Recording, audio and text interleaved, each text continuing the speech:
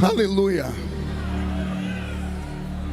Livro do Apocalipse, capítulo de número 21. Deus está aqui. Livro do Apocalipse, capítulo de número 21, versículos de número 12 a seguir. Quem encontrou, diga amém. Apocalipse 21, versículo 12. E tinha um grande e alto muro com 12 portas, e nas portas 12 anjos, e nomes escritos sobre elas, que são os nomes das 12 tribos de Israel, dos filhos de Israel. Do lado da nascente tinha 3 portas, do lado do norte 3 portas, do lado do sul 3 portas, do lado do poente 3 portas. E o muro da cidade tinha 12 fundamentos, e neles os nomes dos 12 apóstolos do Cordeiro. E aquele que falava comigo tinha uma cana de ouro para medir a cidade, para medir as suas portas e para medir o seu muro. E a igreja diz: feche a Bíblia, coloque no banco, na cadeira, e pegue na mão da criatura mais perfumada do seu lado. Lembrando que eu falei de bonito e tivemos dificuldade, então perfumado deve ter alguém aí do seu lado ainda. Agora aperte a mão desta criatura com carinho, até ela falar aleluia. Feche os olhos. Senhor, nós oramos nesse momento e nós clamamos pela sua misericórdia. 40 anos de Gideões missionários da última hora como congresso, 40 anos de festa, 40 anos de mensagens que atravessaram continentes e entraram para a história, 40 anos em que vidas foram alcançadas pelo poder da sua palavra, pelo evangelho que salva, 40 anos de cura divina, de batismo com o Espírito Santo, de revelação, de palavras proféticas. Por 40 anos, ó Deus, esse púlpito tem sido alimento para o Brasil e para o mundo. E mais uma vez, humildemente eu te peço, eis-me aqui, e me dê graça para poder falar aquilo que o Senhor quer que a sua igreja ouça. E na medida em que eu estiver pregando, o Senhor tem liberdade para curar, para batizar com o Espírito Santo, para libertar as vidas. E antes que eu comece a ministrar, cerque este ginásio com a sua glória. E num raio de 5 quilômetros, onde houver um demônio alojado, eu dou a esses demônios segundos para sumirem de Camboriú, porque se não sumirem, serão queimados pelo poder da sua glória que aqui será derramada. Rasgue os céus sobre nós, manda anjos de fogo descerem aqui, que estes anjos desçam trazendo brasas de fogo nas mãos, comecem a esparramar estas brasas entre nós. E onde houver um crente cheio do Espírito Santo, pega ele, Jesus, toma ela nas suas mãos agora, agora, agora, agora, meu Senhor.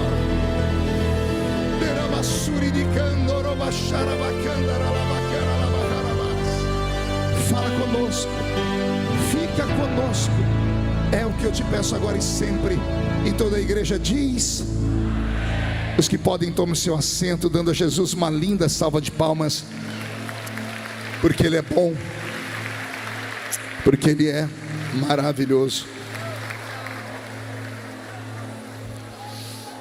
Querida igreja, noiva do Cordeiro, simpatizantes da nossa fé, amigos que vieram de perto ou de longe para este lindo conclave, Deus é bom em todo o tempo. Eu ouvi alguns pregadores que passaram por aqui contando suas histórias com os Gideões, e eu poderia contar as minhas também, vendo ali o pastor Reuel Bernardino, que estava ali no canto. Está ali, pastor Reuel. Quantas histórias, Reuel, quantas histórias. Gideões não é apenas uma festa, entrou para o folclore evangélico. Qual crente pentecostal de qualquer geração que seja, que nunca tenha ouvido falar dos Gideões missionários da última hora? O último congresso que eu preguei aqui da mocidade, da Almadice, eu trouxe um pequeno briefing da minha história. Coloquei a foto de um bebê, pastor Albert. Coloquei depois a foto de um menino que começou a crescer. E coloquei a minha foto ao lado do pastor Cisino, quando eu tinha 14 anos de idade. E dali em diante nasceu uma história, um amor, uma paixão. Quando eu pisei aqui pela primeira vez, eu era jovem, novo convertido. Eu confesso a vocês, eu achei que eu estava no céu. Eu falei, o céu deve ser parecido com isso aqui. Eu me lembro que nós ainda tínhamos, lá do lado aqui do ginásio, tinha uma cozinha. E do lado da cozinha tinha os banheiros. E eu me lembro de irmãos profetizando dentro do banheiro. Você vai rir, pode chamar até de fanatismo, mas eu me lembro de uma cena que nunca vai sair da minha cabeça. Eu entrei no banheiro masculino, pastor Júnior. Sentado no vaso tinha um irmão. E em pé do lado de fora, um irmão com a mão na cabeça dele. O irmão estava profetizando por irmão que estava fazendo a necessidade dele. Não sei se era o número 1, se era o número 2.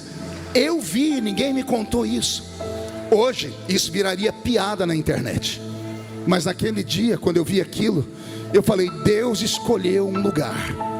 E quando Deus escolhe o lugar, quem é que pode se revoltar contra isso? Quantos já tentaram imitar essa festa? Por pura inveja, começaram e terminaram. Aqueles que se espelharam nessa festa e começaram, pastor Daniel Candês, meu filho, todos continuam com a festa em andamento ainda, pastor Lorinaldo. Mas os que nasceram dentro do coração deles algum tipo de sentimento estranho, todos terminaram. Porque esse lugar foi escolhido por Deus. E quando Deus escolhe um lugar, não há ser humano na terra que pode tentar aconselhar Deus a não querer aquele lugar. É a mesma coisa quando Deus escolhe alguém. Por exemplo, eu acredito que todos os que vieram para essa festa vieram porque foram escolhidos por Deus para estar aqui hoje. Meia dúzia entendeu, vou tentar melhorar.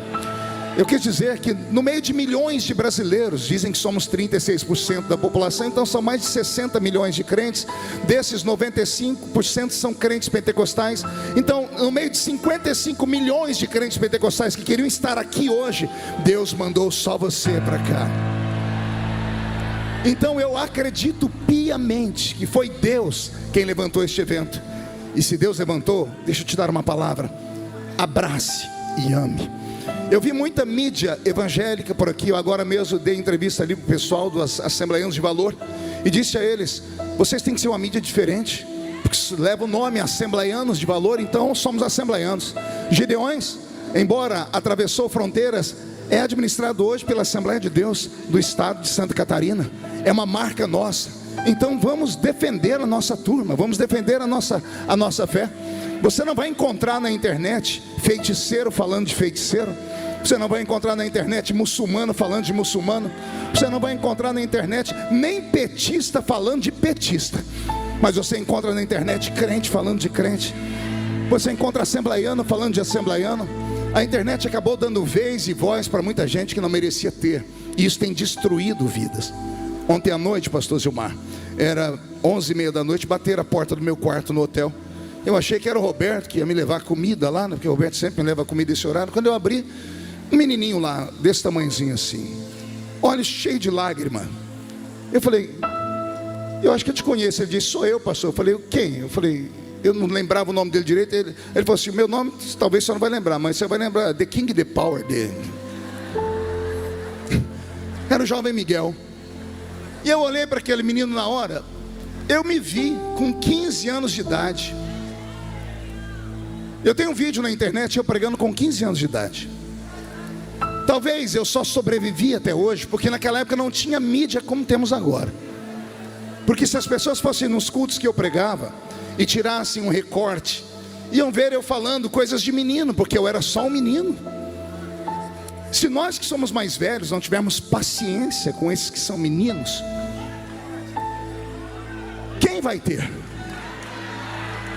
Quem vai ter? Miguel é só um garoto de 15 anos, precisa de ajuda, precisa de oração, precisa de pessoas que não vivam para transformá-lo em negócio, porque é isso que fizeram com ele, e estão fazendo ainda. Cada vez que colocam uma polêmica dele, as pessoas ganham monetariamente. Miguel é uma fábrica de lucros. Eu falei para ele: o pessoal dos Gideões não quer que você tenha destaque, exatamente para você não sofrer mais. Falei para ele sobre isso, né? Vocês não estão vendo ele aqui em cima, porque se estivesse aqui em cima ia todo mundo em cima dele, um monte de gente. Eu falei para ele: Miguel, existe 2 tipos de fama: a boa fama e a má fama. Ambas são fama, porque ele é uma criança. Todo mundo chega para tirar foto com ele, ele abre um sorriso, tira foto. Aí depois a pessoa que tirou foto com ele vai e posta alguma coisa, desgraçando a vida dele.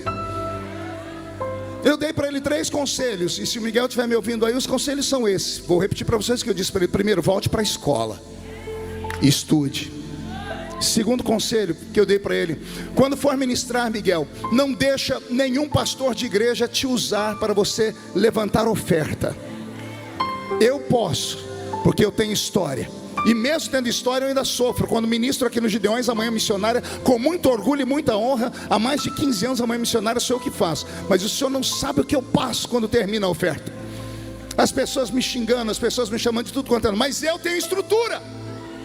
Eu sou um homem de 50 anos, ele é um menino de 15. Eu atendi em Brasília semana passada uma mãe na Comissão de Direitos Humanos, que a filha dela de 13 anos se suicidou por causa de internet, por causa de bullying. O que as mídias e essas pessoas que vivem como urubus estão fazendo com Miguel é isso.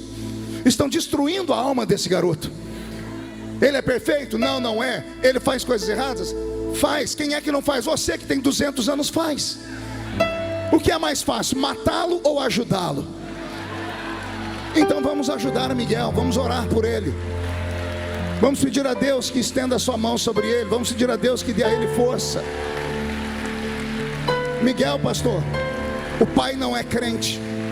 A mãe está com câncer faz 5 anos. E a única irmã que ele tem é feiticeira.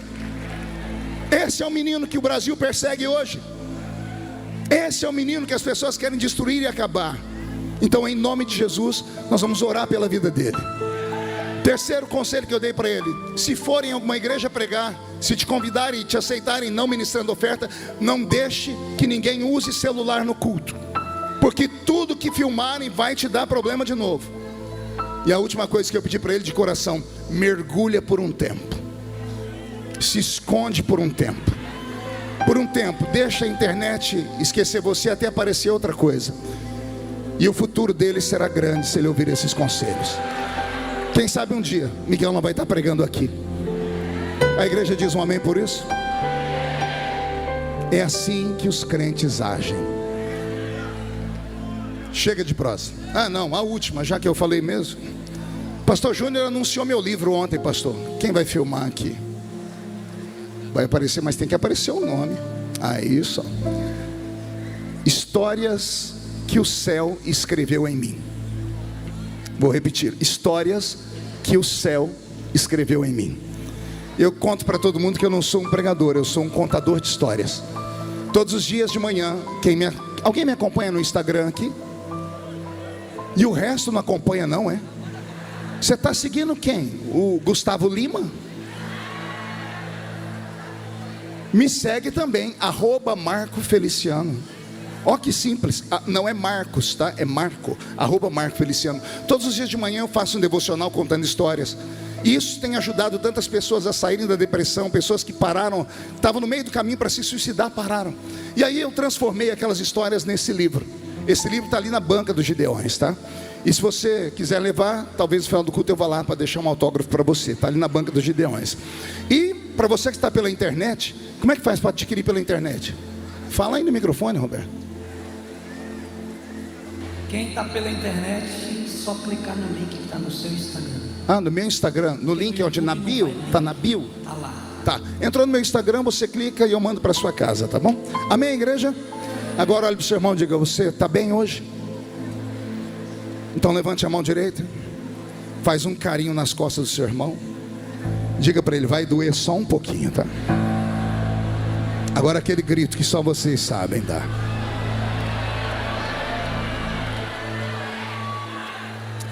O capítulo 21 do livro do Apocalipse, que eu li com vocês, fala sobre o final de tudo. E fala sobre a eterna morada dos crentes que aqui estão. Essa eterna morada leva um nome chamada Nova Jerusalém. O escritor João fez questão de desenhar para nós essa cidade. Ela é tão magnífica, ela é tão poderosa. Meu querido amigo cantor que deu um branco, esqueci seu nome, Emerson, eu ia te chamar de Leonardo. O Leonardo está do lado de lá. O escritor do Apocalipse, quando foi falar sobre a Nova Jerusalém, pastor Zilmar, ele contou para nós que o Senhor Jesus tinha na mão uma vara de medir. E eu fui procurar na Bíblia, encontrei um outro profeta que falou sobre uma vara de medir, que foi Ezequiel, no capítulo 45. Ezequiel disse que a vara de medir dele tinha 6 côvados. Um côvado judeu chega em torno de 52,5 centímetros. Então, eu calculei o tamanho de uma vara de medir, 3,15 metros. João diz que Jesus tinha na mão uma vara de medir, só que ela era de ouro. E com esta vara ele mediu a cidade. E ele chegou a um número absurdo de tamanho. Ele falou que a cidade tinha milhares de estádios. Calculando o número de estádios, a 185 metros um estádio grego, a cidade tinha 2.220 quilômetros de largura, por 2.220 quilômetros de comprimento, por 2.220 quilômetros de altura. Quando você calcula isso em metros cúbicos, dão 10 milhões de metros, é algo absurdo. 2.220 metros de comprimento, para você ter uma ideia, da cidade de São Paulo até a cidade de Fortaleza. Pense num tamanho, a distância esta é a cidade santa. E pelo que eu calculei, como ela também tem altura para cima e para os lados, cabe todo mundo lá dentro, viu? Todos aqueles que já foram, os que estão aqui e aqueles que ainda hão de vir. Tem um lugarzinho lá para o seu pai, para sua mãe, para os seus filhos. Tem um lugarzinho lá para as pessoas que você ama. Alguém acredita que pode ir para lá um dia ainda? Todavia, quando eu estava lendo o capítulo 21, eu encontrei no versículo 2 a seguinte palavra: e eu, João, vi a santa cidade, a nova Jerusalém, que descia do céu, escute agora, adereçada como uma esposa, ataviada para o seu marido. João disse que a nova Jerusalém, Abner, que descia do céu, era como uma esposa ataviada, pronta para ser entregue para o seu marido. E então eu comecei a imaginar, será que Jerusalém não é muito mais do que nós pensamos? E talvez por isso as 3 maiores religiões do mundo brigam por ela. Você sabia disso? Que em Jerusalém converge as 3 maiores religiões do mundo: o judaísmo, o islamismo e o cristianismo. Israel é atacado. 7 de outubro do ano retrasado, o Hamas atacou Israel. Eles atacaram as faixas de Gaza. Às vezes atacam até próximo de Tel Aviv, atacam nas cercanias, atacam perto dos montes, atacam na divisa com as nações, mas ninguém ataca Jerusalém. Por que ninguém ataca Jerusalém? Porque ela é sagrada. A cidade de Jerusalém da terra, ela é sagrada. Só que quando você estuda a história da Jerusalém da terra, você vai chegar à seguinte conclusão: o que os homens viram nessa cidade? Jerusalém foi destruída mais de 27 vezes por guerras violentíssimas. Ou seja, todo mundo quis arrancar um pedaço daquela terra. E quem já foi em Israel? Quem já foi em Israel aqui? Deixa eu ver. Esses aí são testemunhos. Quem não foi e gostaria de ir, recebe a profecia. Eu profetizo que antes de você fechar os olhos no Senhor, você vai conhecer a cidade santa. Pois bem, quem já foi em Jerusalém sabe do que eu vou falar agora. A gente chega naquele lugar e você espera o concurso, um ponto fora do lugar, e você encontra uma cidade que tudo nela acaba machucando a gente que é do ocidente. O sol é extremamente quente, as pedras são muito brancas, a água é saloba, a comida não é boa, a não ser lá no hotel que você fica, que você vai de manhãzinha para tomar um café da manhã, tem até feijão feito. Você saiu de dentro do hotel onde hospedam os estrangeiros, você não consegue comer bem. Você vê Jerusalém no meio do nada, perto de lugar nenhum, cercada com 7 montanhas, e você se pergunta, por que destruíram Jerusalém tantas vezes? Tem algo de divino naquela terra, tem algo extraordinário. A primeira vez que a Bíblia fala de Jerusalém, poucas pessoas percebem, é quando Abraão, lá saindo de Ur dos Caldeus, encontra por aquela terra um tal de Melquisedeque, um sacerdote sem genealogia, um tipo e uma figura de Jesus de Nazaré. A Bíblia diz que Melquisedeque era rei de Salém. Salém ou Seilem é paz. Daí Jerusalém ou Jerusalém. Jerusalém também é chamada de Sião. Todas as vezes que você ver a palavra Sião na Bíblia, ela está falando de Jerusalém. Então Jerusalém é chamada de Salém, de Sião e de Jerusalém. A palavra Jerusalém significa a habitação da paz. Por que que as pessoas tentam contra aquele lugar? Porque todos os grandes imperadores lutaram contra aquele lugar. Talvez eles nem sabiam o que estavam fazendo, mas o diabo, esse sempre soube. Aquele lugar é muito mais que um espaço geográfico. Ele aponta para algo muito maior. Se pelo que eu entendo da Bíblia, no capítulo 21, verso 2 do Apocalipse, João dizendo que a Nova Jerusalém é como uma esposa. Eu posso usar aqui na língua portuguesa aquilo que nós chamamos de metonímia. O que é metonímia, pastor? É uma figura retórica. Jerusalém é uma figura da igreja de Jesus de Nazaré. Vou falar de novo. Jerusalém é uma figura da esposa do Cordeiro de Deus, que um dia vai estar com ele para todo sempre. Assim as outras religiões, como o Islã e como o judaísmo, talvez se arvorem disso também. Ao saber que Jerusalém é esse pedaço tão santo, talvez eles também tenham pensamentos como os nossos, mas nenhum se parece com o nosso, porque nós acreditamos que nós somos a noiva do Cordeiro de Deus. Quem aqui é a noiva do Cordeiro de Deus? Quem estava aqui ontem ouviu o pastor Júnior pregar sobre isso? Eu acredito no arrebatamento da igreja. Eu acredito que eu estou aqui falando para os remanescentes. Eu acredito que muitos dos que estão aqui me ouvindo pregar não vivenciarão a morte. Eu acredito que muitos que estão aqui terão seus ouvidos afinados no diapasão do Espírito Santo. Eu acredito que Jesus já está de pé. Eu acredito que Ele já está em uma sala, colocando a roupa de noiva e os anjos dando as últimas arremates nas suas vestes. Eu acredito que numa sala do lado está Deus Pai olhando para um relógio invisível que só Ele conhece os ponteiros, e Ele dizendo aos anjos: está quase na hora. Eu acredito que bem próximo a esse palácio, na escadaria, Tony, tem lá um arcanjo sentado com uma trombeta de ouro na mão, pulindo ela, dizendo: é só dar ordem, chefe, para se cumprir o que Paulo disse, que dada a palavra de ordem, o mesmo Senhor descerá do céu com alarido, voz de arcanjo e trombeta de Deus, e os que morreram em Cristo ressuscitarão primeiro, e depois nós, os que ficarmos vivos, seremos transformados e arrebatados seremos, e estaremos para sempre com o Senhor Jesus nos ares. E se a trombeta do arrebatamento tocar daqui 5 minutos, e daqui desta linda festa apenas 2 crentes subirem, um sou eu, quem é o outro? Vem comigo, deixa eu ouvir.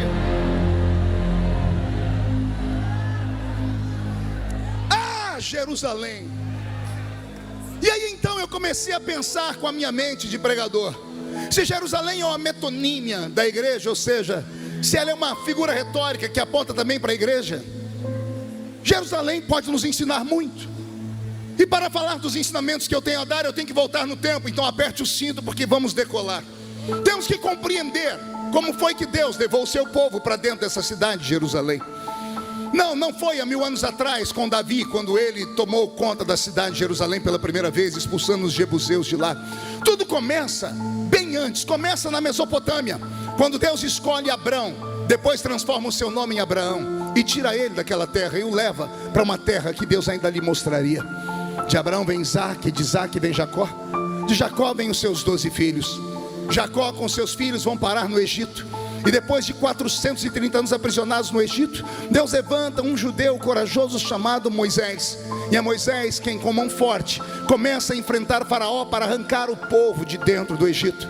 Cada vez que Moisés vai a Faraó, ele diz: deixa o meu povo ir adorar.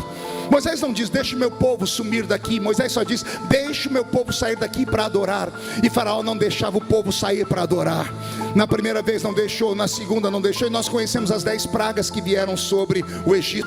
E somente na última, na pior, na praga capital, onde todos os primogênitos do sexo masculino, tanto de homens quanto de animais, foram mortos. E aí então Faraó permitiu que Moisés saísse com o seu povo daquela terra. Moisés, na noite anterior, recebeu uma revelação de Deus, que toda família precisaria pegar um cordeiro imaculado, o seu sangue aspergido nos umbrais das casas, e o cordeiro comido por toda a família ou amigos que se reuniam. Moisés deu uma ordem tão estranha. Ele disse: é para comer o cordeiro inteiro, não é para comer só a picanha do cordeiro, nem sei se cordeiro tem picanha, não é para comer só o carrezinho do cordeiro, é para comer o cordeiro inteiro, é para comer as vísceras, é para comer a língua, é para comer o cérebro dele, é para comer todo o cordeiro. E não é para comer em forma de churrasco, é para comer com ervas amargas, é para comer com um pão que não tem fermento, é para se alimentar disso. É um momento de reflexão. E há de ser que nesta noite o Senhor disse a Moisés: a casa que tiver a marca do sangue, o meu anjo não passará por lá. Aconteceu exatamente assim. Os egípcios tiveram a morte e os judeus tiveram o livramento. Quando o faraó acordou pela manhã, viu seu filho morto e a pandemia de mortos sobre o Egito, desesperado, ele mandou chamar Moisés e disse: tira o seu povo daqui. E Moisés então deu um grito ao seu povo. Só que Deus é tão bom que Deus não deixa o seu povo perder nada. A Bíblia diz que na medida que os judeus se levantavam para sair daquela terra, todos os egípcios começaram a dar para eles ouro, prata e riquezas. Eu nunca vi ninguém beneficiar empregado, muito menos escravo. Era maneira de Deus falar assim: vocês trabalharam 430 anos aí sem carteira assinada, sem nenhum tipo de benefício, agora vocês estão indo embora e não pode sair de mão vazia. Eles oprimiram vocês, agora eles vão devolver para vocês tudo que foi roubado nesse tempo. O povo saiu de lá com ouro, com prata. De onde foi que eles arrumaram ouro para fazer o bezerro de ouro? De onde foi que eles arrumaram ouro para construir depois o tabernáculo do Senhor? Então eles saíram dali enriquecidos. Assim é a saga dos hebreus. E então, quando eles estão saindo ali daquela terra, a caminho da terra prometida, esse Israel, Israel, Roberto, eu mudei a música. Essa nação que nunca entendeu Deus, uma nação que olharam para o céu e pensaram que Deus era uma espécie de monstro, porque é a única coisa que vem ao meu coração. Imagine você ver Deus fazer todos esses milagres, te tirar do meio da terra onde você foi escravizado, te prometer uma terra de milagres onde mana leite e mel, te tirar com milagres extraordinários como o mar vermelho se abrir e as pragas que aconteceram. Você viu, você participou de tudo isso, para 3 dias depois você pegar o seu líder, colocar ele numa parede e falar: por que você nos trouxe aqui, Moisés? Para morrer no meio do deserto? Lá no Egito ainda tinha sepultura, lá no Egito ainda tinha coisas para a gente comer como alho, bravo, cebola e pepino. Deus não conseguia compreender porque aquele povo era tão ingrato. E talvez aqui esteja o pior pecado de Israel. É claro que quando nós vamos estudar o Israel que é arrastado para dentro de Babilônia, os teólogos vão dizer que os pecados de Israel se baseavam em idolatria, em injustiça para com os mais pobres, em assassinato e não ouvir a voz dos seus profetas e abandono da lei. São isso que os teólogos falam. Mas eu, Marco Feliciano lá da Roça, tenho outro pensamento. O pior erro de Israel foi um crime que eles cometeram, que é o crime da ingratidão. Vou repetir para todos ouvirem: ingratidão. Não tem um pecado pior do que esse. Por que não, pastor? Porque para todos os outros pecados grosseiros existe uma explicação. O que mata, ele avisa: matei em legítima defesa. O que rouba, diz: roubei para colocar comida na boca do meu filho. O que adultera, diz: adulterei por incompatibilidade de gênio. Todo mundo tem uma desculpa para os seus pecados. O ingrato não tem desculpa. Que desculpa vai dar o ingrato que você tira da rua, põe dentro da sua casa? Que desculpa vai ter a pessoa que você tira da boca do seu filho, da roupa da sua esposa e doa para a pessoa? E quando você menos espera, a pessoa vem te dar um abraço de tamanduá e finca uma espada, uma faca nas suas costas. Esse é o pecado da ingratidão. Israel foi ingrato com Deus. Israel olhou para Deus e chegou a um certo momento que ele diz: Deus não é Deus, Deus deve ser um Masterchef, porque quer se meter na nossa comida. Porque Deus disse: não é para comer qualquer tipo de coisa. Alguém disse: não, Deus deve ser um construtor de terno. Como é que chama as pessoas que fazem roupa? Estilista.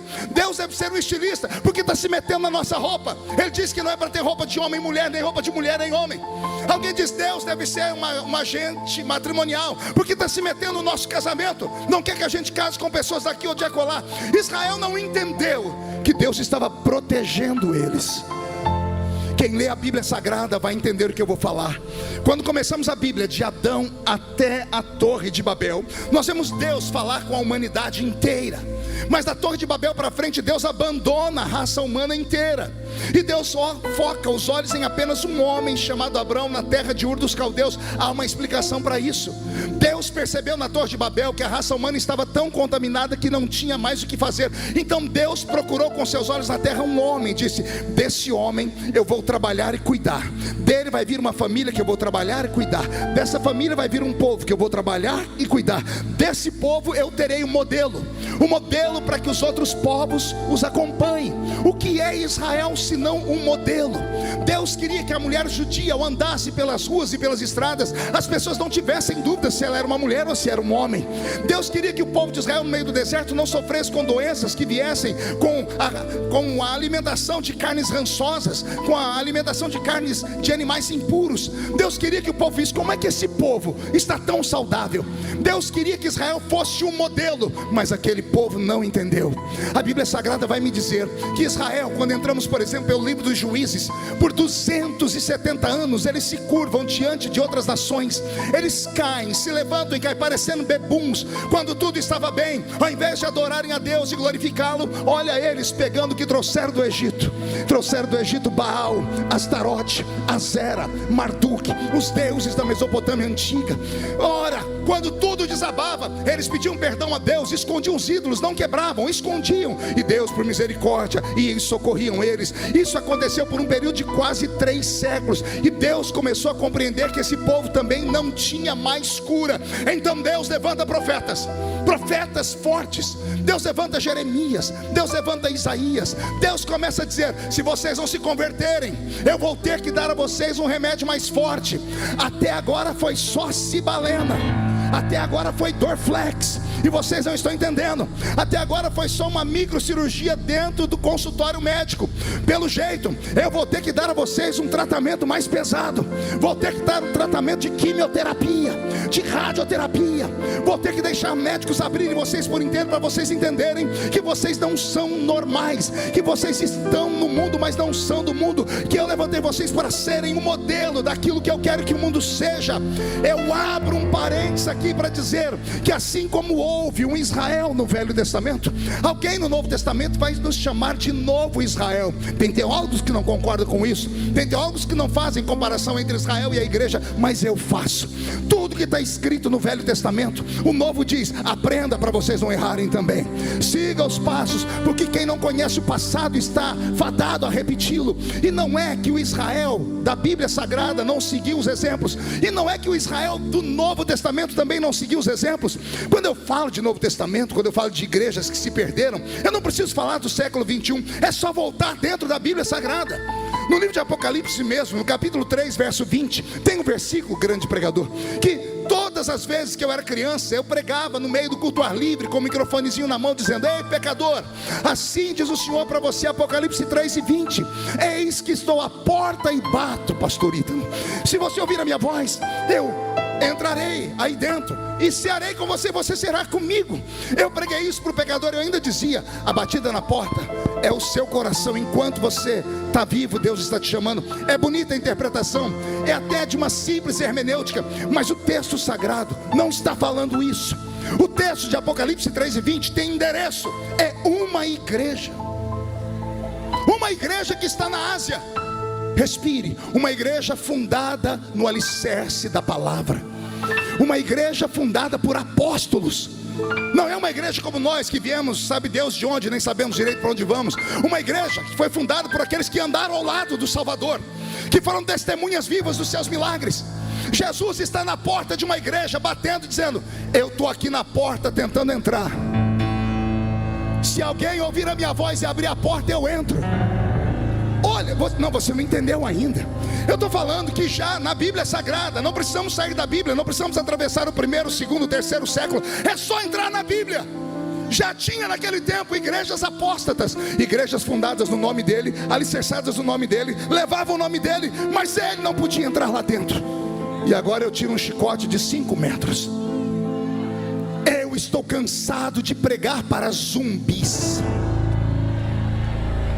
Vou falar de novo.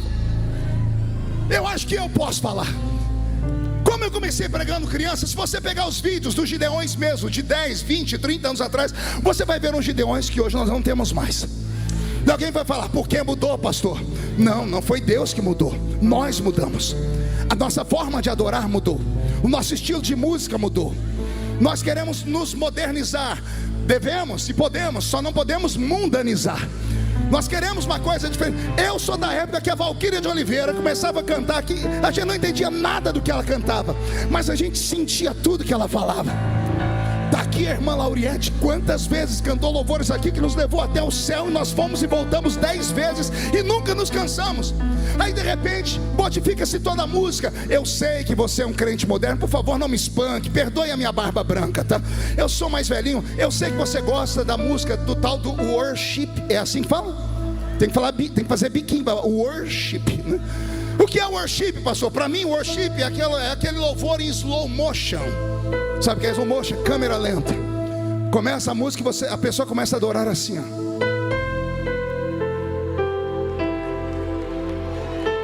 Parece o Neo do Matrix. Você pode gostar do worship, você só não pode concordar, porque um dia desse eu assisti um debate dessas bandas de worship dizendo assim: não, os assembleianos não adoram, nós somos adoradores. Por que não? Porque o estilo deles é forró, o estilo deles é isso e aquilo. Ah, se eu tivesse lá, ah, se eu tivesse lá. Eu ia falar para eles, então só vocês são os adoradores, porque vocês cantam baixinho, porque vocês cantam olhando para o trono, porque vocês cantam e ficam repetindo um monte de vezes. Quer dizer que nós que cantamos, foi na cruz onde um dia eu vi meus pecados castigados em Jesus. Quer dizer que nós não somos adoradores. Quer dizer que quando nós cantamos aqui um louvor antigo, como cantou aqui o Emerson e nos arrebatou, isso não é louvor?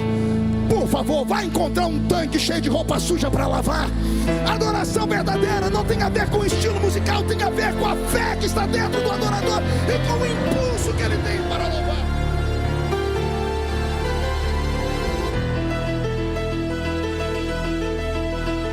Por que zumbis, pastor? Porque ultimamente eu ando pregando em lugares que eu tenho que ficar jogando fogo no povo e ainda não funciona. Porque aí meia dúzia de desavisados faz um cortinho na internet e coloca lá e ficam tirando sarro na gente. Tiram sarro dos nossos pulos, tiram sarro das nossas coreografias espirituais. Ah, se eles soubessem onde estão tocando. Eu falei aqui quando era menino, não toque num crente cheio do Espírito Santo.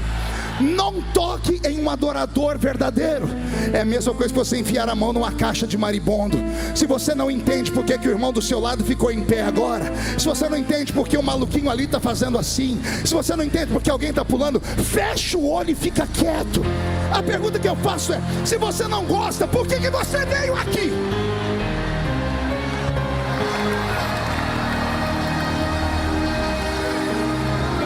Se você não gosta, vai para outra festa. Tem várias tribos, tem lugar onde você vai, você tem direito até a dormir no culto.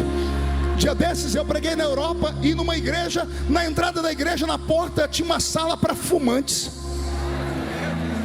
O culto fica entediado, as pessoas levantam, vão lá e fumam. Você quer ter igreja para tudo quanto é gosto, mas se você é um crente raiz, vou falar de novo, se você é um crente raiz,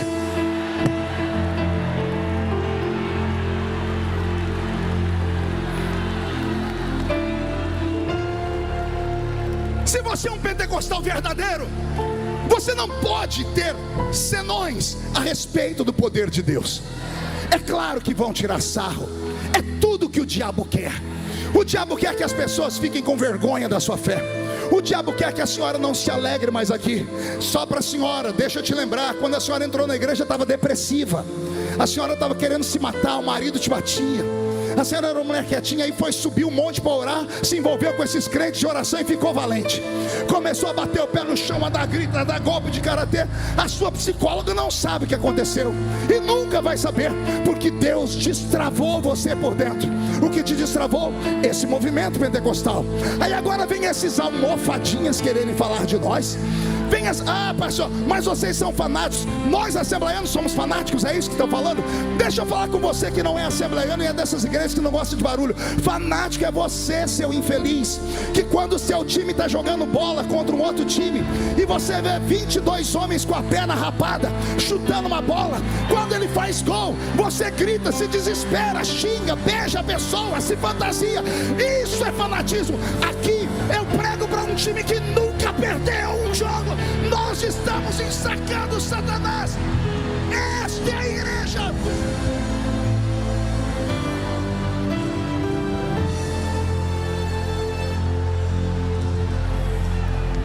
Me deixe falar agora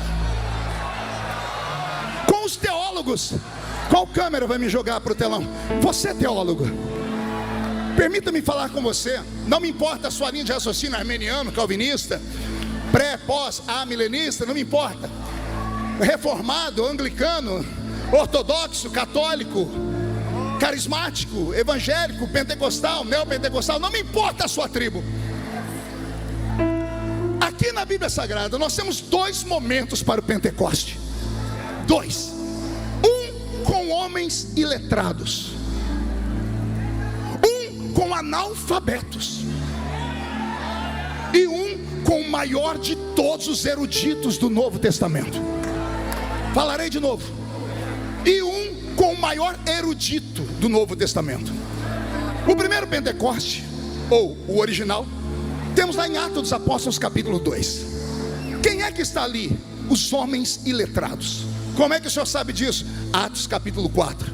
Ouviram Pedro pregar e falaram: não são pois esses homens iletrados? Não são pois esses homens incultos? Como pois os ouvimos falar com tamanha eloquência? Meu amigo, não foi só eloquência. Eu queria que os senhores me explicassem como é que um homem pescador que não sabe ler nem escrever recita de Atos 2 até Atos 4 quase 20 textos do Velho Testamento de cor. Não, você não entendeu, eu vou falar de novo. Eu queria que algum erudito me explicasse como é que Pedro repita quase 20 textos de cor do Velho Testamento, se ele era analfabeto e não era um religioso profundo, era um pescador. Como é que Pedro, quando viu o povo falar que os crentes estavam bêbados, saltou no meio da multidão e disse: aqui não tem ninguém bêbado. O que está acontecendo aqui foi o que foi predito pelo profeta Joel, que disse: há de ser que nos últimos dias derramarei do meu espírito sobre toda a carne. Vossos filhos e vossas filhas profetizarão, vossos jovens terão visões, vossos velhos sonharão sonhos. Me diga, no Pentecoste o Senhor se revelou para homens e mulheres iletrados, sim. E aqui eu faço um agravo. Alguém me arruma um lenço, por favor? Por favor, tá limpinho, né, Emerson? Olha, é verdinho ainda. Obrigado. Combina com o terno que eu ganhei do J. Oliveira, lá da Bahia. Reclama para ele que é ele que me deu esse terno cor de pistache aqui. Eu quase não saí do hotel por causa dessa. Mas coisa, cavalo dado a gente não olha os dentes. Mas vamos lá. Voltando a falar, tá na moda, pastor Zilmar? O senhor gostou? Vou mandar fazer um para o senhor dessa cor. Vamos, o senhor está me comparando com os ciganos ali. Está falando que nós estamos tudo colorido aqui. Isso aqui é uma festa, é uma festa. Senhor? Decoração. Agora o pastor Zilmar é mais inteligente do que eu. Obrigado. Voltando. Quando eu vejo ali em Atos dos Apóstolos o Senhor se revelando para aqueles homens iletrados, eu entendo, porque muitas pessoas falam assim: o poder do Pentecoste é só para igrejas onde os crentes só têm 2 dentes na boca, o zagueiro e o atacante. A maioria é analfa de pai, o que sobra é beta de mãe. Analfabetos dizem isso. Tudo bem, com base nisso, se fosse uma doutrina, estava fixada, mas não é isso. Porque logo depois, Deus levanta um certo Saul de Tarshite, conhecido como Saulo de Tarso. E é Saulo de Tarso, que tem como nome grego Paulo. É ele que vai ter um encontro ali no caminho da cidade do caminho para Damasco, a cidade mais antiga do mundo, com a glória do Senhor Jesus. É ele que vai receber uma visitação, vai ficar cego, depois vai ficar curado da cegueira, vai receber a unção do Espírito Santo. E é Paulo quem vai sistematizar a nossa fé. Não existe cristianismo sem Paulo. Sem Paulo a nossa fé seria uma fé mista, um judaísmo cristão ou um cristianismo judaico. É Paulo quem separa a nossa fé e depura ela e purifica ela. Por que eu estou dizendo isso? Porque é Paulo, o erudito, poliglota, homem de duas cidadanias, romana e judia, um homem da aristocracia judaica, um homem que tinha sangue azul, advogado. É esse homem que vai dar um ensinamento sobre o poder do Pentecoste. É ele que vai sistematizar e transformar em doutrina. É ele que no capítulo 12 da primeira carta aos Coríntios vai dizer: existe um armário no céu, e esse armário tem 9 prateleiras. Em cada uma das prateleiras há um dom sobrenatural. Em cada uma das prateleiras há um dom extrasensorial. Há um dom que o dinheiro não compra, que a terra não pode receber por sua própria força. Há um dom que quem dá tem nome: Espírito Santo. Você não entendeu? Vou falar de novo. É Paulo, o erudito, que vai dar um ensinamento sobre o poder do Espírito Santo. Nenhum dos outros apóstolos experimentou os 9 dons espirituais.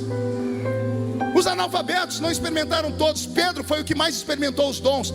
Eu vejo Deus usar ele na operação de maravilhas, quando a sombra dele passa e levanta e cura os doentes. Eu vejo Pedro receber a palavra da ciência ou do conhecimento, quando ele recita os versículos sem ter estudado eles, porque é isso que eu entendo, 20 vezes citando o Velho Testamento, capítulo 2 ao capítulo 4 de cor. Um homem iletrado é a palavra da ciência. Eu vejo Pedro curar enfermos. Eu vejo Pedro com o dom de discernir espíritos, quando ele vai falar com Ananias e Safira e vê que eles estão mentindo. Pedro foi o que mais foi usado em dons. E esse que mais foi usado em dons nunca experimentou os 9. Para quem Deus deu a plenitude do Pentecoste? Para um poliglota, para um homem que tinha um anel de formatura no dedo, para um homem de dupla cidadania, para um homem que usou a sua inteligência para chegar até Roma e foi pregando o evangelho com a força, uma violência tão grande que ele sozinho acabou com a religião da Grécia. Pelo menos aquela irmã entendeu. Vou falar de novo. Um homem baixinho, 1,5 metro de altura, uma cabeça desse tamanho, há quem diga que era caolho e manco de uma perna, entrou em Atenas gritando: eu sou sacerdote do Deus desconhecido. Que deu na cara dos epicureus, deu na cara dos estoicos, um homem que vomitava a sabedoria. Foi para ele, Abner, que Deus deu a plenitude do Pentecoste. Portanto, a esses teólogos eu digo assim: o Pentecoste não é dado àquela igrejinha lá do interior, porque as pessoas lá não sabem ler nem escrever. Não é isso. O Pentecoste não é dado para cá, ele é dado para cá. Vou falar de novo. O Pentecoste não é dado por muito estudo, é dado por necessidade e crença. Tanto que os nossos pais assembleianos, quando a gente entrava numa Assembleia de Deus, a primeira coisa que falavam: busca o Espírito Santo. Eu me lembro que a primeira vez que falaram para buscar o Espírito Santo, eu fiz o sinal da cruz. Eu tenho que receber um Espírito. Mas não é do jeito que você está pensando, não. Quando me ensinaram, eu falei: tá, e como é que eu recebo essas línguas? Ele disse assim: dá glória. Eu falava: como? Glória. Eu disse: glória. Eu falei: não recebi. Diz: dá mais. Glória, glória. Não recebi. Diz: dá mais. Glória, glória, glória. Não recebi. Dá mais. Glória, glória, glória, glória, glória. Não recebi. Dá mais. Glória, glória, glória, glória. Não recebi no primeiro dia. Busca no segundo. Busca no terceiro. Busca no quarto. Eu sei que em 2 semanas já não tinha voz de tanto da glória, até que o céu abriu em 2 partes e Jesus me batizou com o Espírito Santo. O Senhor pode batizar com o Espírito Santo aqui dentro nessa noite, mas é muito difícil. Pergunte por quê. Olha a criatura do seu lado agora, mas pega ela de surpresa. Como é que Jesus vai batizar essa criatura mascando essa desgraça desse chiclete? Como é que Jesus vai batizar essa outra criatura que está me olhando com a cara feia, parecendo que foi batizada num pote de vinagre? Como é que Jesus pode batizar você se você está numa festa pentecostal, a maior festa pentecostal do mundo, e está aí de braço cruzado, mão no queixo, olhando para o céu, filosofando? Como é que Jesus vai te batizar se você não abre a boca nem para respirar? Fica aí com essa boca travada, essa boca de aço, essa língua de ferro e esse queixo de concreto. Quer ver Jesus te batizar com o Espírito Santo? Sai da terra comigo. Como, pastor? Sei lá, entra no manto do mistério. Pastor, mas eu estou em Camboriú. Eu sei, fecha o olhinho e lembra que você estivesse no monte. Me Imagina que você não está ouvindo essa música do Roberto, não. Imagina que você está ouvindo divisa de fogo, varão de guerra, ele chegou na terra, ele chegou para guerrear. Pensa que você está ouvindo a música da irmã Lauriette, do Elias. Esses são os dias de Elias. E aí, por favor, esquece quem está à sua esquerda e à sua direita, à frente e atrás, porque quem fala de você não paga as suas contas, quem fala de você não vai te visitar quando você está doente, quem fala de você não te ajuda quando você precisa.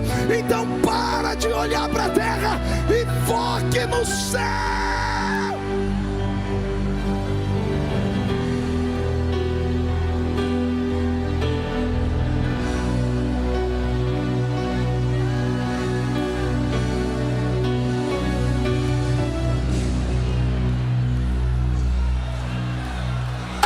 Israel,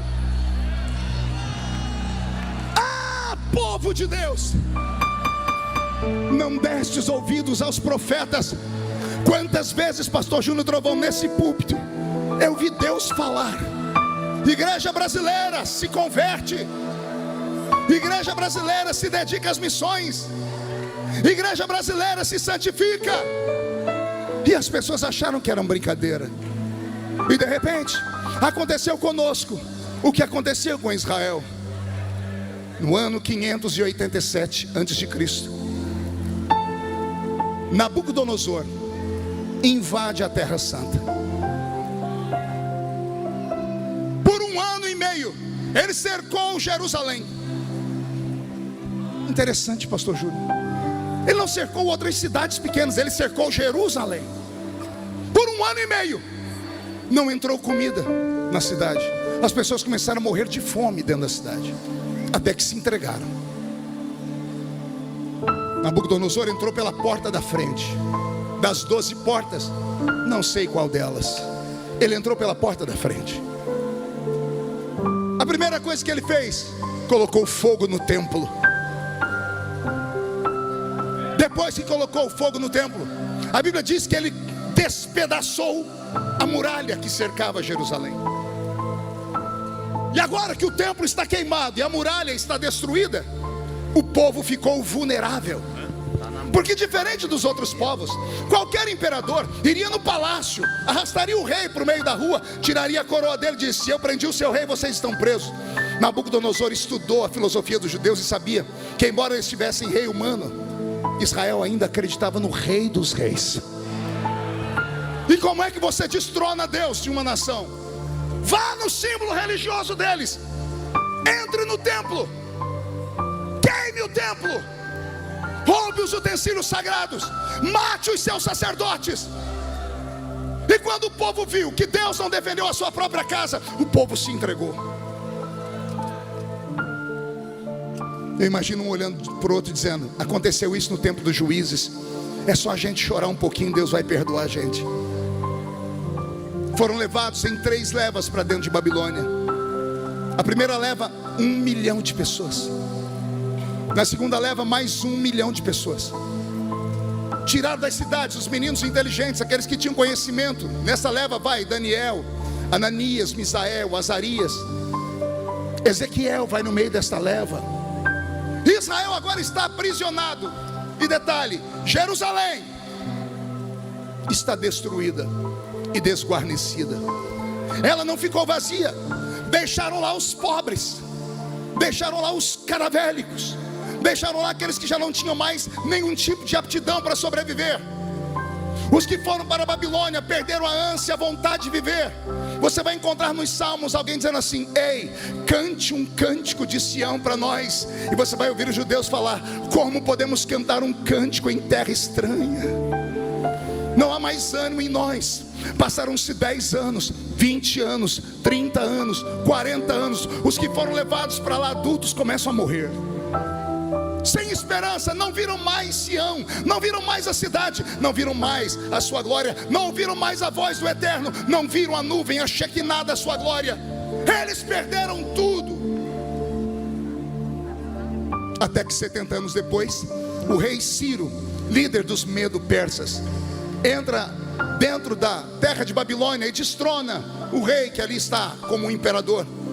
Ciro se assenta no trono e governa aquele mundo, e recebe uma junta de judeus que se aproximam dele e diz: o senhor foi escolhido pelo nosso Deus para nos mandar embora para a nossa terra.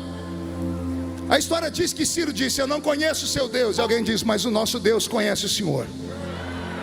Vocês têm prova, abriram para ele o livro do profeta Isaías, capítulo 44 e 45.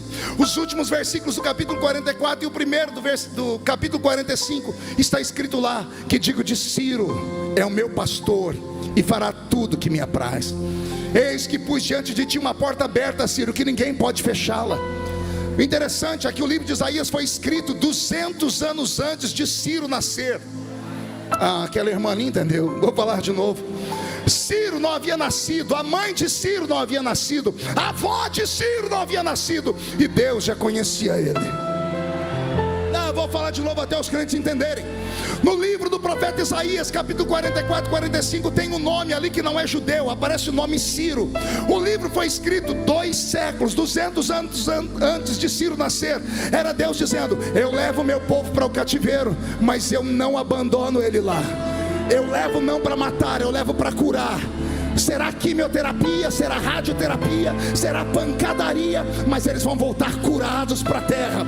Foi a maneira que Deus encontrou de curar aquele povo. E eu fico me perguntando se não é isso que está acontecendo nos nossos dias, se não é isso que Deus está permitindo que a igreja brasileira, principalmente a igreja pentecostal, sofra. Estamos sendo achincalhados nas mídias sociais, estamos sendo perseguidos pelos nossos próprios irmãos. As pessoas debocham de nós por tudo e por qualquer coisa. As igrejas não têm mais respeito. As arrecadações das igrejas caíram mais de 30%. Depois da pandemia, mais de 30% dos crentes não voltaram para a igreja. Um homem de terno e gravata pregando a verdade já não inspira mais confiança. As pessoas nos medem pela régua de todos. Será que não é Deus chamando a nossa atenção, dizendo: ei, o que eu quero de vocês é só um pouquinho mais de atenção. Eu não quero o máximo de vocês, eu quero o mínimo de vocês. O que seria o mínimo, pastor? É você falar para o céu: Senhor, me ajuda, me purifica, me mostra o caminho, tira as escamas dos meus olhos. Se eu estou errado, por favor, me cure. Pastor, onde o senhor quer chegar? Aqui. Se Jerusalém é uma metonímia da igreja, se Jerusalém é um reflexo da igreja, olha o que o diabo faz antes de tocar na igreja. A primeira coisa que ele faz é tocar no templo. O que era o templo? Era o centro da adoração. Depois ele destrói os muros. O que são os muros? São aquilo que protege, impede o inimigo de vir. Só que a Bíblia Sagrada diz em Apocalipse que os muros são fechados com 12 portas, e as portas foram queimadas. E olha que interessante, olha o que eu encontrei. Jerusalém tinha 12 portas: a porta das ovelhas, a porta do peixe, a porta velha, a porta do vale, a porta do monturo, a porta da fonte, a porta das águas, a porta dos cavalos, a porta oriental, a porta da inspeção, e a porta frutífera, e a porta da guarda. 12 portas, cada uma delas apontando para algo profético. Veja só, o que era a porta das ovelhas? Ela ficava perto do templo, era por ali que levavam os sacrifícios. Quando Jerusalém foi tomada, queimaram a porta das ovelhas, e a primeira coisa que fizeram foi tirar o sacrifício do povo. E o povo sem sacrifício não conseguia mais agradar a Deus, pastor Gilmar. E como não agradam mais a Deus, Deus fechou o coração para eles. A porta do peixe, peixe fala de águas, de evangelismo. Peixe é um dos símbolos do cristianismo. Quando se queima a porta dos peixes, Jerusalém não tem mais o alimento que vem do mar. A igreja, quando se fecha essa porta, não consegue mais evangelizar nem trabalhar. A porta velha, essa aqui é forte, porque ela fala dos marcos antigos, das coisas de antigamente, daquilo que nos faziam tremer e temer, e que hoje já não mexe com mais ninguém. Por exemplo, quando um pastor vinha falar com a gente anos atrás, a gente dizia assim: senhor, e abaixava a cabeça. Hoje a gente, como pastor de um cara, a gente mede ele por qualquer coisa. Havia santidade dentro do culto, a gente ficava esperando o momento que a profecia seria dada. Eu estava pregando em uma igreja dia desses, Roberto estava comigo com um ponto de ouvido, e a banda que estava tocando com ele não percebeu que não desligaram o ponto de ouvido, e eles ficaram falando, eu pregando e eles debochando, um dizendo: se eu vou ali agora cair endemoniado, você vai lá e me expulsa. Durante o culto, as pessoas brincando de culto. as pessoas debochando de quem prega, debochando de quem canta. Isso aqui não é uma casa de espetáculo, e lá onde você está também não é.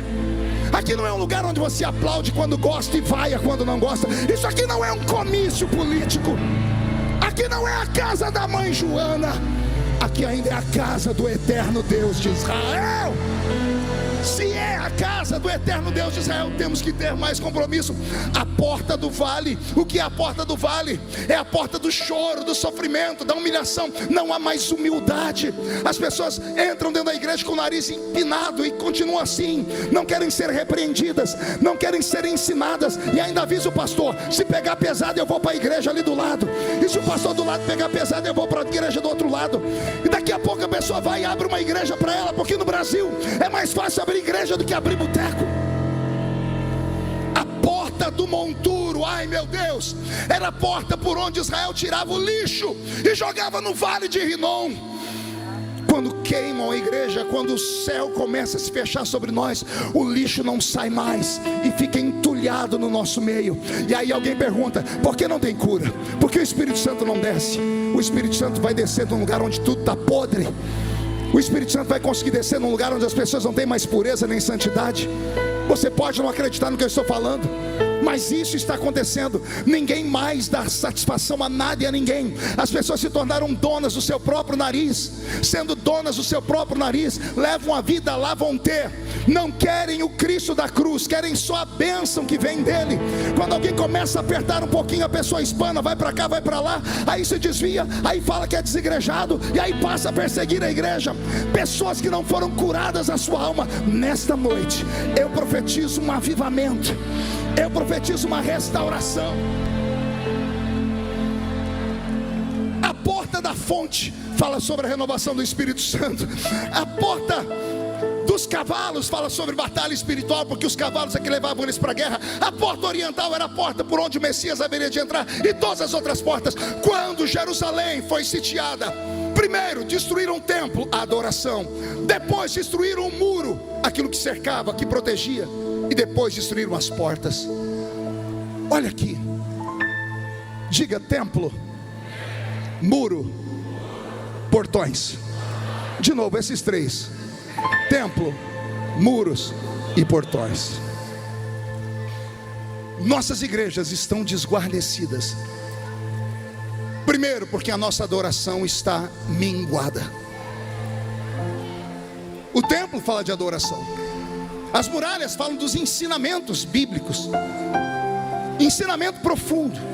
Não, vem aqui que você vai receber, vai ganhar, você vai chegar lá, você vai dar certo. Não aquela pregação onde alguém olha para você e diz assim: ô lindinho, fofinha, coisa fofa. Altar não é picadeiro, e pregador não é palhaço. E vocês não são uma plateia que precisam ser avivadas, animadas. Vocês são a noiva do Cordeiro de Deus. Precisamos resgatar tudo de volta. Agora preste atenção, porque eu vou tentar acelerar aqui. Quando eu leio a palavra do Senhor, eu fico extremamente apaixonado, porque a minha Bíblia Sagrada vai dizer que mais tarde, depois dos 70 anos cumpridos, Deus vai levantar alguns homens. O primeiro deles é Zorobabel. Diga comigo: Zorobabel. Deus leva Zorobabel lá para a terra, porque Ciro, quando toma conta do reino, ele dá a liberdade para o povo voltar para Jerusalém.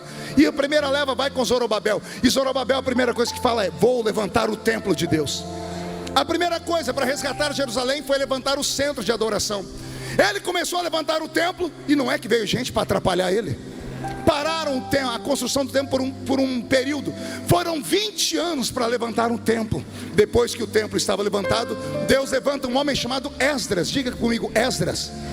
E Esdras resgata a lei. A Bíblia Sagrada diz que Esdras levou para dentro de Israel o livro sagrado. Teve um dia que ele começou a ler a palavra. Era logo que o sol estava nascendo, e todos ficaram de pé ouvindo. A Bíblia diz que ele leu até o meio-dia, e as pessoas choraram e diziam para ele: continua nos ensinando. Esdras pegou vários sacerdotes e escribas e colocou no meio do povo com grupinhos, e eles foram ensinando e foram trazendo o povo de volta à revelação. E por último, houve a queima dos portões. Ou seja, quando os portões foram queimados, foi-se embora tudo aquilo que dava acesso a Jerusalém. Agora Deus vai levantar Neemias.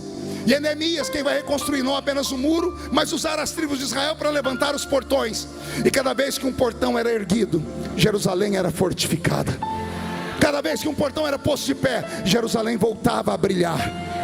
E depois desse período, Israel viveu o melhor tempo da sua história. A minha oração nesta noite, nesses 40 anos de festa, é que Deus levante aqui e aqui Zorobabéis, Esdras e Neemias. Falarei de novo, que Deus levante entre nós Zorobabéis. Que Deus levante homens e mulheres para resgatarem a adoração verdadeira. O Pentecoste pleno, sem nenhum tipo de ressalvas. Que possamos voltar a adorar a Deus na beleza da sua santidade, como fazíamos antigamente. Que Deus levante Esdras, que Deus levante pastores que ensinem a palavra e que tragam de volta o resgate. Voltando, os adoradores que Deus levantará como Zorobabel, não é apenas para erguer o templo, é para trazer de volta a adoração plena dentro do templo. Que tipo, pastor? Se na sua igreja o culto começa e os crentes não estão de joelhos dobrados, comece a puxar a orelha deles e vá até o seu pastor e diga para ele: nossos pais fundadores nos ensinaram que culto começa em casa. Chegamos à igreja, dobramos o joelho para orar. Resgatar princípios. Não podemos abandonar princípios. Pastor, o que é que adianta eu ficar de joelho dobrado? O que é que adianta? Vai te livrar do seu TikTok por pelo menos uns minutos. Vai te livrar da ansiedade e vai te treinar para orar, porque você nem orar sabe mais. Começa a orar, não dá um minuto, já terminou as palavras. Você não treina. Quando levantamos o templo de volta, levantamos o louvor verdadeiro e a oração profunda.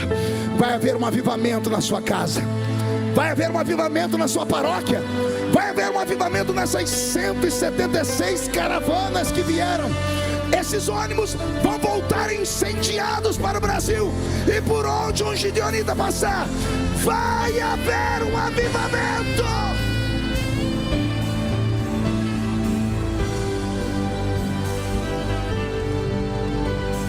Já estou terminando.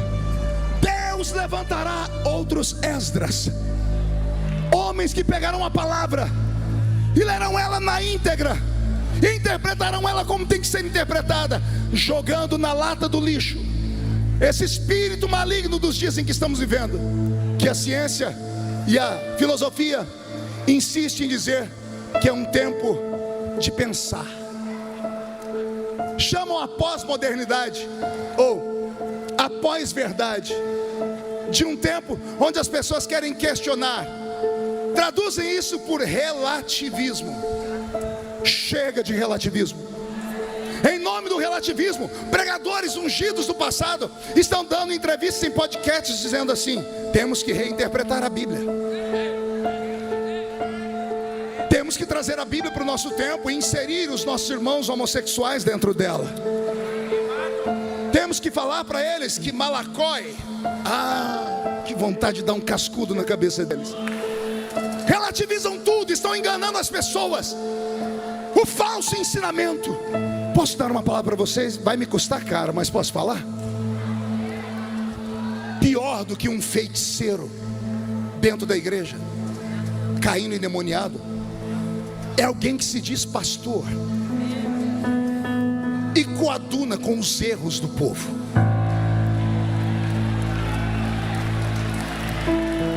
Pior do que um herege, assumidamente herege, é aquele que vai pregar para o povo, ajunta multidões e só abençoa o povo. São como profetas de Balaão, só liberam palavras de bondade. Você vai chegar, você vai conquistar. Isso não é pregação, isso aí tem outro nome, chama-se autoajuda. E a igreja do Senhor não precisa de autoajuda, ela precisa da ajuda do alto.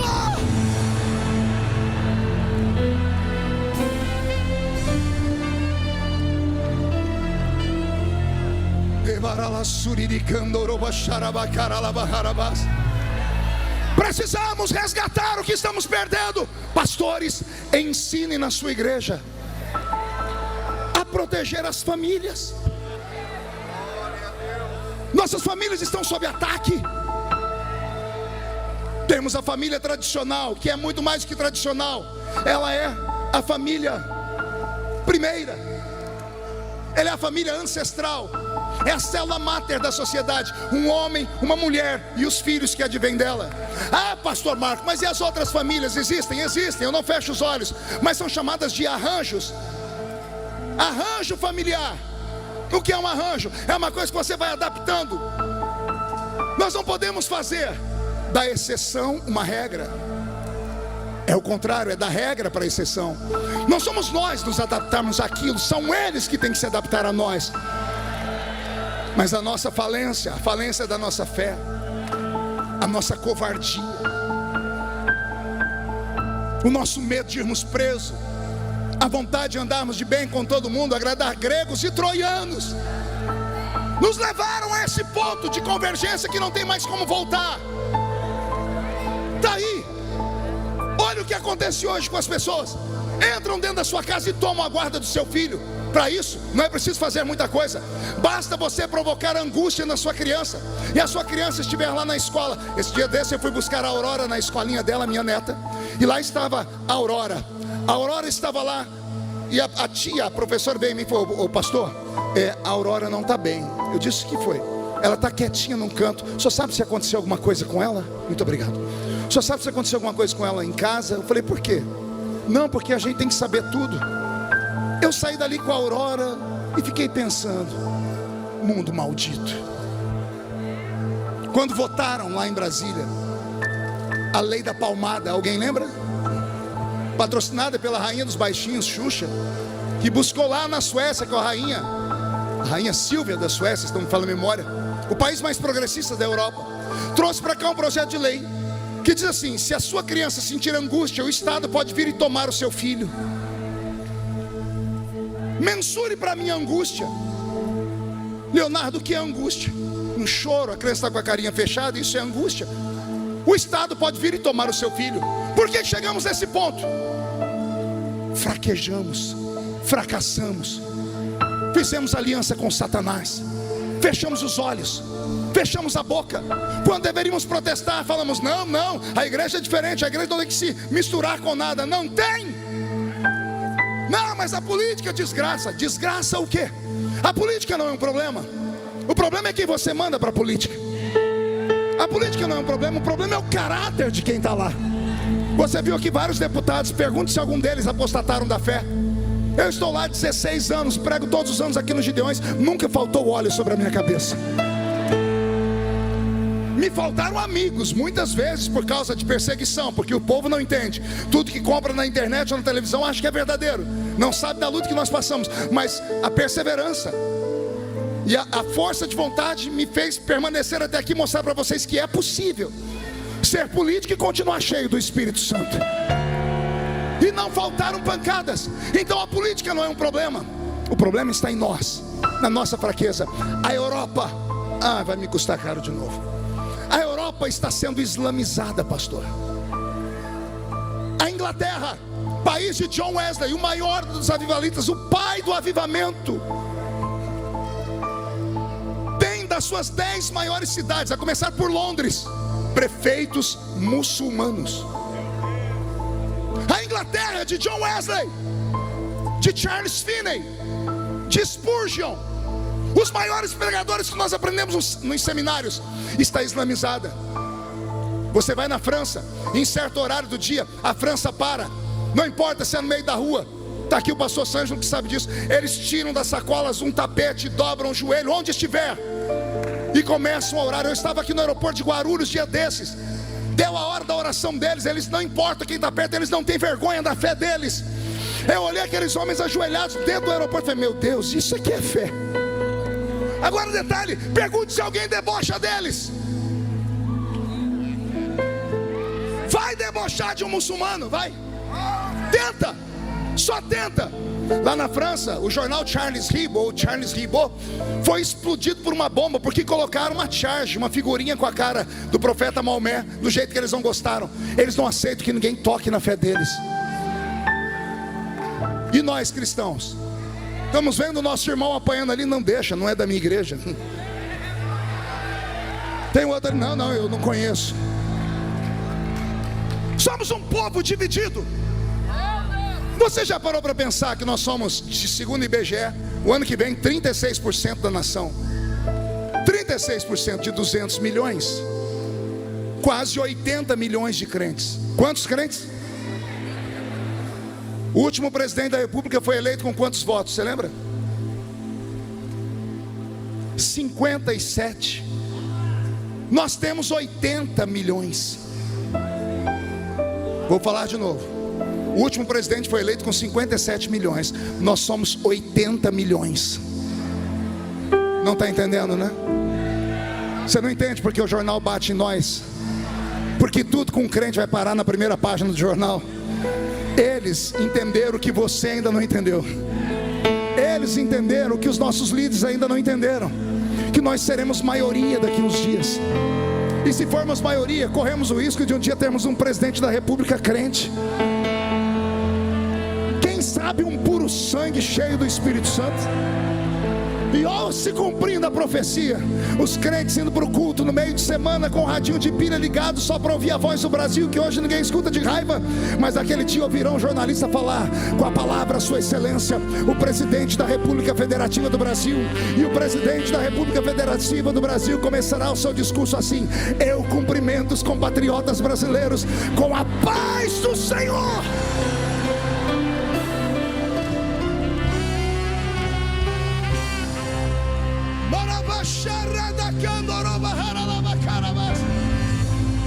Escuta a igreja brasileira, somos a resposta para o mundo. Seremos os últimos missionários antes que o anticristo desponte. O mundo inteiro ama brasileiro, quer seja pela comida, quer seja pelo futebol, quer seja pela música. Onde o brasileiro chega, ele é aplaudido e abraçado. E eu tenho uma resposta profética para isso. Pergunte por quê. Só falo se todo mundo perguntar. Porque aqui ó, nessas veias não corre o sangue de uma única nação. Você vai na Inglaterra, põe 200 ingleses num lugar, você vê todo mundo loiro do olho azul. Você vai nos países nórdicos, a mesma coisa. Vai no continente africano, são todos negros. Vai no continente asiático, você vê os japoneses, os coreanos, todos eles são puros. Você olha para o brasileiro, dá uma olhadinha aí do seu lado. Um é amarelo, um é branco, um é vermelho. Todas as nações do mundo passam pelo sangue do brasileiro. Nós somos a esperança do mundo. Eu não estou pregando só para um povo que veio aqui porque não tinha para onde ir. Eu estou pregando para a geração do avivamento, que levará o evangelho aos quadrantes da terra. Só quem crê nisso, por favor, dê um grito para acordar Camboriú.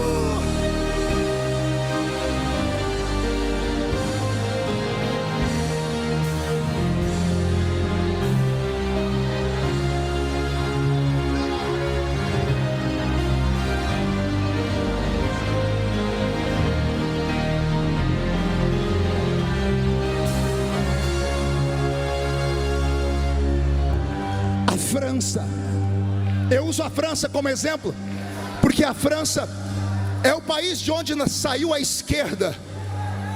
É lá na França que nasce o termo esquerda. A França de Robespierre, a França dos intelectuais, pastor Reuel. A França, primeiro país do mundo a ter e aprovar o casamento gay. A França, primeiro país do mundo a aprovar o aborto, e agora colocar o aborto na Constituição Federal. Não é só uma lei como a nossa aqui, uma lei ordinária. Lá está na Constituição, é uma cláusula pétrea. Toda mulher francesa tem direito a abortar o seu filho, não importa em que situação seja. Aqui no Brasil, esse governo maldito em quem muitos crentes votaram, o ano passado aprovou uma lei, a lei da sistolia fetal. Sabe o que é a sistolia fetal? É a mulher chegar no médico e falar assim: eu quero abortar o meu filho, ela dar uma desculpa. A criança tem mais de 5 meses. O médico é obrigado a pegar uma injeção de potássio e dar no coraçãozinho da criança de 5 meses. É isso que acontece hoje. E por que isso acontece? Porque os crentes estão calados, acovardados, amedrontados ou na sua zona de conforto. cuidando das suas big techs, das suas big igrejas, das suas igrejas modernizadas, das suas igrejas com ar-condicionado, mídia de última geração, música pomposa, com cafezinho na entrada, com sala VIP para quem quer que seja. Não sou contra nada disso, desde que essa igreja pregue a verdade, desde que ela fale a verdade.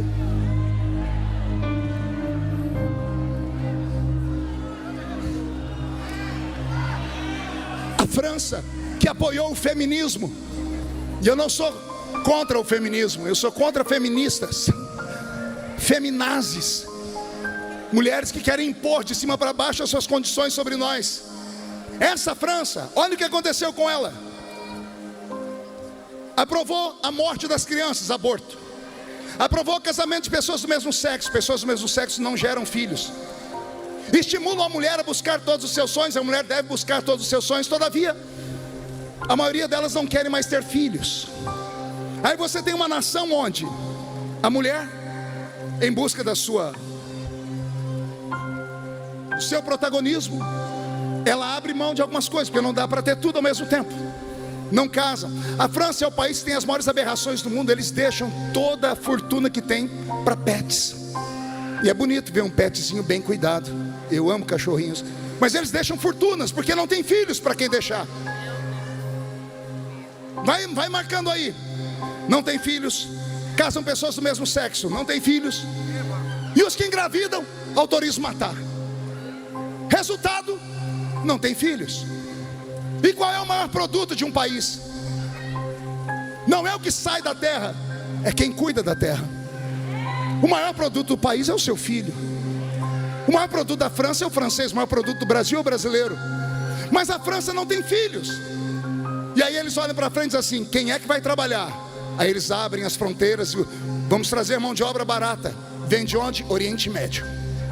Aí do Oriente Médio vêm as famílias muçulmanas, famílias extremamente enraizadas na sua religião, que não abrem mão dela por nada, que morrem por ela, que matam por ela. Aí vem um casal de muçulmanos que tem no mínimo 8 filhos. Alguns chegam a ter 15, 16 filhos. Coloque 30 anos, 1 milhão de muçulmanos tendo 15, 18 filhos, e os franceses tendo 1 a cada 3 casais. Qual é o resultado? Não precisa se ganhar almas para o Islã. Eles estão povoando. A França está islamizada, a Inglaterra está islamizada. Portugal é o único país da Europa que cresce no movimento evangélico. 4,5% dos portugueses são evangélicos. Isso porque os brasileiros estão migrando para lá. Jesus está levando brasileiros para lá para abrir igrejas e evangelizar. Fora isso, o continente africano está morrendo. O diabo nos cegando, porque sabe que nós aqui dentro, aí do seu lado, tem uma bomba atômica de Deus. Gideões, pastor Gilmar, vai voltar a despertar paixão missionária. Vou falar de novo. Gideões vai voltar a fazer o coração dos nossos filhos pulsar. Não apenas para serem pregadores aqui, mas para serem pregadores ao redor do mundo.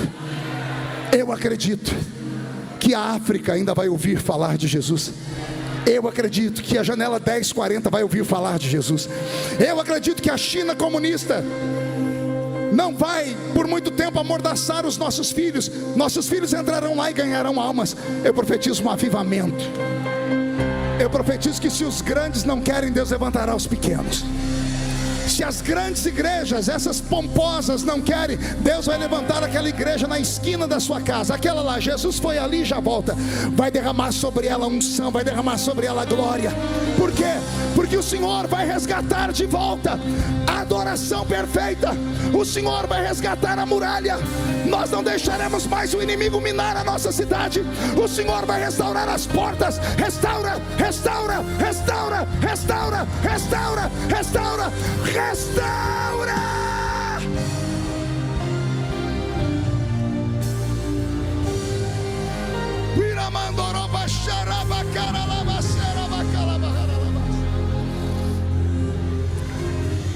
Eu termino agora dizendo que eu creio que nesses 40 anos de Gideões missionários da última hora, Como iniciei, termino. Termina um ciclo de provação e de privação. E começa a nascer áreas de esperança de novo. A sua caravana vai voltar cheia do Espírito Santo. Nesta madrugada, o Senhor visitará muitos de vocês com sonhos. O Senhor vai acender uma lâmpada no seu ministério de novo. O Senhor vai de novo soprar no nosso ouvido, como cantou aqui o Emerson. Nós gritamos: reaviva, Senhor, a sua igreja de novo. Eu convido todos a ficarem de pé. Eu convido todos a pegarem nas mãos uns dos outros.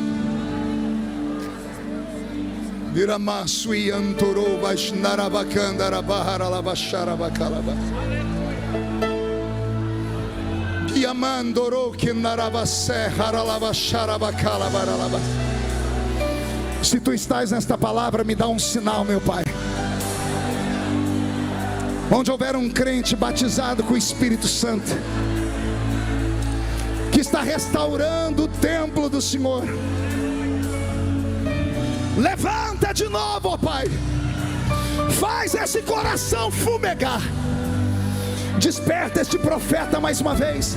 Desperta esta profetisa mais uma vez. Desperta esse ministério mais uma vez.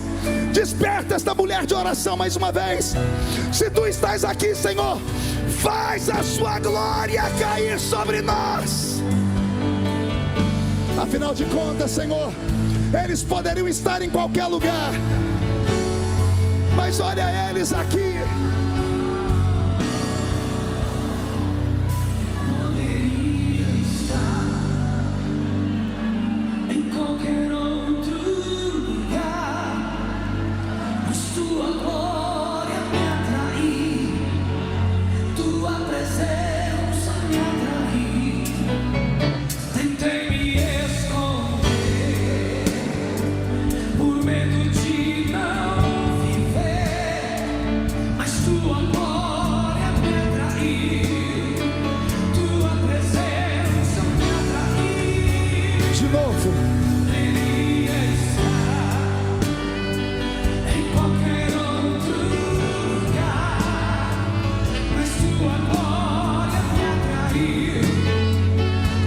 Presença me atraiu, tentei me esconder, por medo de não viver, mas tua glória me atraiu, tua presença me atraiu,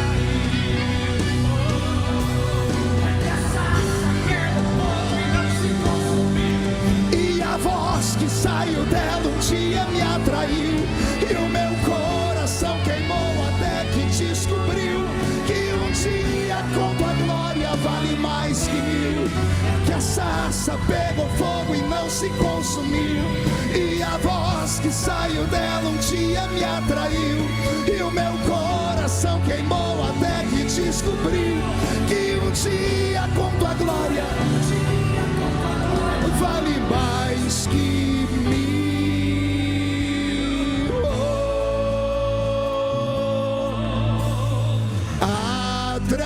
Atraídos pela tua presença, não me vejo sem a tua presença. Canta, Camboriú.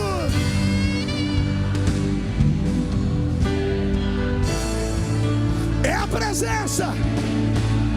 Não me cansarei da tua presença, atraídos.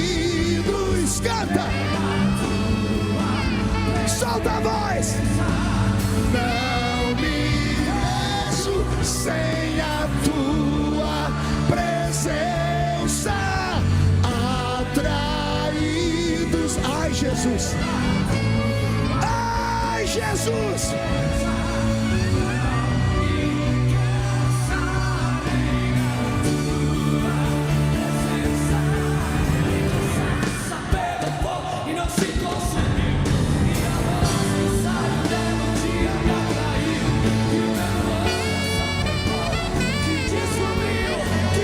dia com tua glória vale mais que mil. É que a sarça pegou fogo e não se consumiu, e a voz que saiu dela um dia me atraiu, e o meu coração queimou. Que um dia com tua glória, um dia com tua glória vale mais que mil. Quem acredita em ato profético, levante as duas mãos para o céu e chacoalhe elas. Fique de frente para alguém que está do seu lado, mas não toque na pessoa, só chacoalhe a mão sobre ela. Diga: estamos restaurando as portas. Diga: estamos restaurando as muralhas. Estamos restaurando o louvor. Senhor, coloca na palma dessas mãos uma brasa de fogo, porque o Senhor vai abrir o céu e vai começar a chover sobre nós. Coloque uma brasa de fogo na palma dessas mãos, ó Pai. E onde houver alguém batizado com o Espírito Santo, transforma ele em um condutor de autoridade. Onde eles colocarem a mão deles, coloque a sua. Agora, agora, agora, agora. Coloque a mão sobre a pessoa que está do seu lado. Vai. Já começa a acontecer. Debaixo dessa chuva eu posso contemplar. Meu Deus, batiza, Jesus. Batiza de novo, cura de novo. Arrebata, Senhor, arrebata, Senhor. E desse lado tem poder, desse lado tem vitória. Aqui na frente tem irmãos sendo batizados e dando glória. Aqui no meio o fogo cai, toda enfermidade não existe, sai, pelo santo nome de Jesus. Para terminar, mão direita aqui em cima, chacoalha a sua mão.